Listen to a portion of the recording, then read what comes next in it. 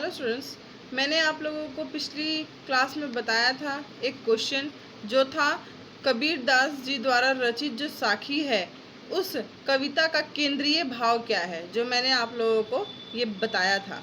आज मैं आप लोगों को बता रही हूँ कि एक इस तरह का भी क्वेश्चन आता है जिसमें आपको 4-5 लाइनें दी रहती हैं, उसमें आपको 5 क्वेश्चन पूछे जाते हैं। उस तरह के भी क्वेश्चन जो हैं वो आप लोगों को आते हैं। जैसे क्या है, बांसुरी सुख न रैनी सुख, न सुख सुपैने माही, कबीर बिछुड़िया राम सु, न सुख धूप न छाह, मुआ पीछे जिनी मिले, कहे कबीरा राम, पाथर घाट लोह सब पास कोनो काम। ये आपको 4 लाइन दी हुई है और इस 4 लाइन पे आप लोगों से 5 क्वेश्चन पूछे जाते हैं। जैसे यहाँ पे आपको क्वेश्चन पूछा है, किसको दिन और रात में सुख नहीं है, तो यहाँ इसका आंसर क्या है, कबीर दास जी को ना तो दिन में सुख है ना ही रात में। इसका कारण क्या है, इसका कारण यह है कि उनका राम से जो मिलन है वह नहीं हो पाया है, वह राम से अभी भी बिछड़े हुए हैं।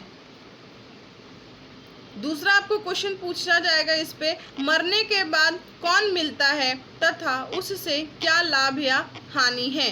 तो आपका आंसर क्या है, कबीर दास जी के अनुसार मरने के बाद भी राम नहीं मिले तो क्या लाभ है। जैसे लोहे के बदले पत्थर ले लिया तब पारस मिलने का भी क्या लाभ है। यदि हमारे पास लोहा होता तो वह पारस पत्थर के छूने से सोना बन जाता, लेकिन पत्थर को पारस सोने में परिवर्तन जो है वह नहीं कर सकता है। क्या है, पत्थर को पारस सोने में परिवर्तन नहीं कर सकता है, लेकिन पारस जो है वह लोहे को सोने में परिवर्तन कर सकता है।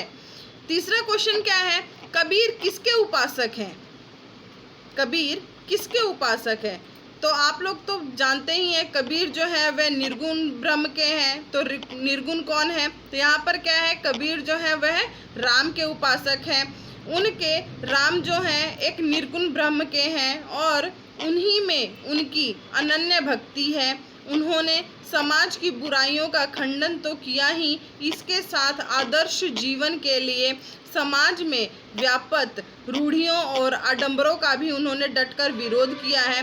उन्होंने राम को जानने की प्रेरणा दी है, जो उन्हें मन को अनन्य भाव से प्राप्त करना चाहते हैं तथा वह इस जो राम भक्ति को है वह प्राप्त कर रहे हैं। आपका इसका अंतिम क्वेश्चन क्या है, प्रस्तुत पद्यांश का अर्थ बताना है। प्रस्तुत पद्यांश का अर्थ बताना है। क्या अर्थ है, कबीर दास जी कहते हैं कि राम के बिछुड़ने के बाद ना तो दिन में सुख है ना ही रात में सुख है। ईश्वर के बिछुड़ने पर ना धूप में सुख है ना ही छाँव में सुख है। उनके अनुसार यदि मरने के बाद अगर राम नहीं मिले तो क्या लाभ है।